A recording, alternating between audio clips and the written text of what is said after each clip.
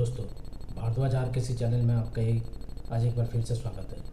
भारतीय जनगणना 2027 में 1 मार्च से शुरू होगी और इसमें 1931 के बाद पहली बार जातिगत जनगणना भी शामिल होगी।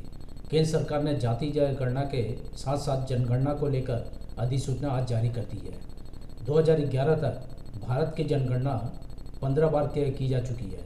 आपके जानकारी के लिए 1872 में यह ब्रिटिश वायसराय लॉर्ड मेयो के अधीन पहली बार कराई गई थी। उसके बाद यह हर 10 वर्ष में एक बार होती है। हालांकि भारत की पहली संपूर्ण जनगणना 1881 में रिपन के समय में हुई थी। 1881 में रिपन के समय में ये जनगणना भारत में पहली बार हमने पूर्ण जनगणना कराई गई थी। 1949 के बाद से यह भारत सरकार के गृह मंत्रालय के अधीन भारत के महारजिस्ट्रार एवं जनगणना आयुक्त द्वारा कराई जाती है। अभी भारत की 2021 की जनगणना जो देश की 16वीं जनगणना थी, वर्ष 2021 में संपन्न होनी थी, परंतु कोविड-19 आपको पता ही है कि कोविड-19 के वजह से 2021 में भारत की जनगणना नहीं हुई। 16वीं भारतीय जनगणना को कम से कम अक्टूबर 2023 के लिए उन्हें टाल दिया गया था। आपको पता होना चाहिए कि भारत में ये जनगणना जो है और जातिगत जनगणना ये आज के समय के लिए बहुत पुराने समय से चली आ रही है। ये मौर्य प्रशासन में जनगणना लेना एक नियमित प्रक्रिया थी। भारतीय समाज की एक विशेषता जो आज तक भारतीय राजनीति को प्रभावित करती रही है।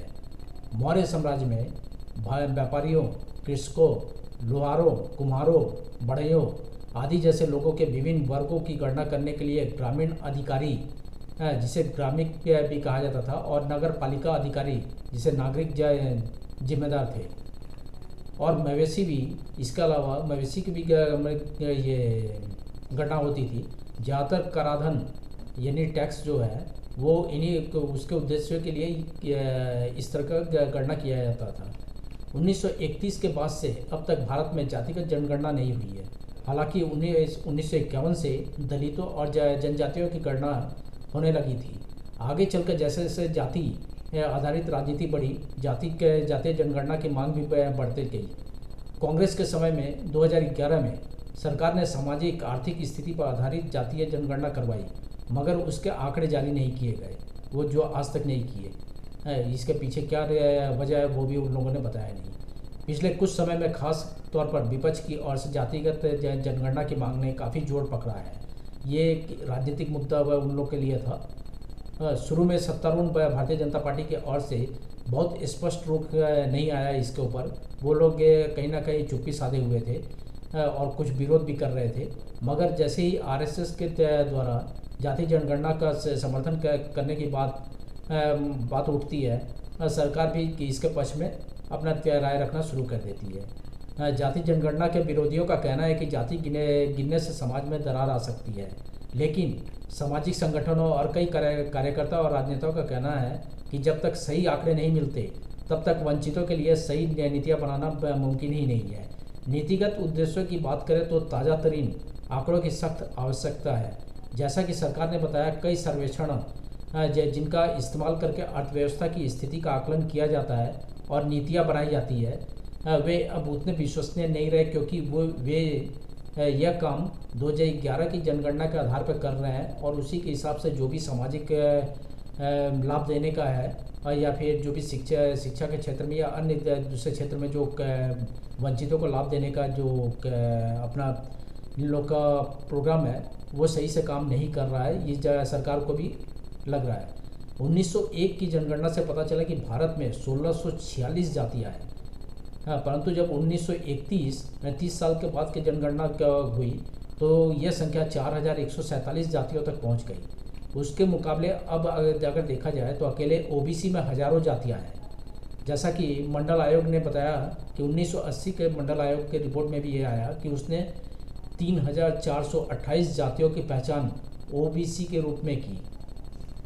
जातिगत जनगणना पहले भी हुई है, लेकिन तब ओबीसी को उसमें शामिल नहीं किया जाता था। साल 2027 में जातियों की गणना के साथ साथ जनगणना को 2 चरणों में कराने का सरकार ने फैसला किया है। देश के ज़्यादातर हिस्सों में जनगणना के लिए 1 मार्च 2027 की रात 12 बजे को आधार तारीख माना जाएगा। यानी 1 मार्च 2027 की रात 12 बजे को ही आधार मान के जनगणना जो है उसको किया जाएगा। पहले फेज में जातिगत जनगणना 4 राज्यों में किया जाएगा। जो राज्य हैं ठंडे और बर्फबारी वाले इलाके जैसे लद्दाख, जम्मू कश्मीर, हिमाचल प्रदेश और उत्तराखंड में जनगणना 1 अक्टूबर 2026 को कराई जाएगी। आम सामाजिक आर्थिक पहलुओं के अलावा 2027 की जनगणना के राजनीतिक असर भी होंगे। इसमें जाति के आंकड़े तो जुटाए ही जाएंगे। जाति जनगणना 2024 के चुनाव में भी एक बड़ा राजनीतिक मुद्दा था। उस समय ये बहुत ही जोर शोर से ये उठा था। वास्तविक जनगणना के आंकड़ों के साथ राजनीति में जाति की प्रासंगिकता और बढ़ेगी। जाति के आंकड़े आरक्षण बढ़ाने की मांग को मजबूत करेंगे। इसके अलावा अगर और भी देखा जाए तो इसके अलावा अन्य पिछड़ा वर्ग की श्रेणी में शामिल होने की एक तरह से होड़ मच जाएगी। इससे उपवर्ग तैयार करने की मांग पैदा हो सकती है। इससे समाज में विभाजन बढ़ सकता है, जिसका प्रबंधन करना बहुत ही ज़रूरी होगा। बहुत ही कुशल प्रबंधन उस समय चाहिए होगा, क्योंकि कहीं ना कहीं इसके लेके बहुत सारा अराजकता भी फैलने के चांसेस जो है ज़्यादा हो जाएंगे। वैसे जनगणना की घोषणा ने परिसीमन की बहस को भी दोबारा जन्म दे दिया है। संविधान में कहा गया है कि लोक सभा क्षेत्र का पुनर्संयोजन 2026 के बाद पहली जनगणना के आधार पर होना चाहिए। ये संविधान में कहा गया है। विधायिका में 1/3 महिलाओं का आरक्षण भी अगले परिसीमन पर निर्भर है। दक्षिण भारत के राज्यों को डर है कि उनका प्रतिनिधित्व कम होगा, क्योंकि उत्तर और दक्षिण भारत के बीच आबादी में अंतर बढ़ा है। इसका दक्षिण भारत वाले को एक बड़ा डर भी है। ऐसे में जनगणना जहां बेहतर नीति निर्माण में मदद करेगी, वहीं इसके राजनीतिक प्रभाव का भी प्रबंधन करना आवश्यक होगा। यह स्पष्ट नहीं है कि अंतिम जनगणना रिपोर्ट कितनी जल्दी तो उपलब्ध होगी, और क्या 2029 के लोकसभा चुनाव के पहले परिसीमन की कवायद पूरा करने के लिए पर्याप्त समय होगा, यह देखने वाली बात होगी। अगर 2029 के पहले ऐसा नहीं होता है तो भी राजनीतिक विवाद का एक और मोर्चा खुल सकता है। यानी अगर देखा जाए तो साधारण जनगणना और जातीय जनगणना दोनों का बड़े कुछ लाभ है तो नुकसान भी है।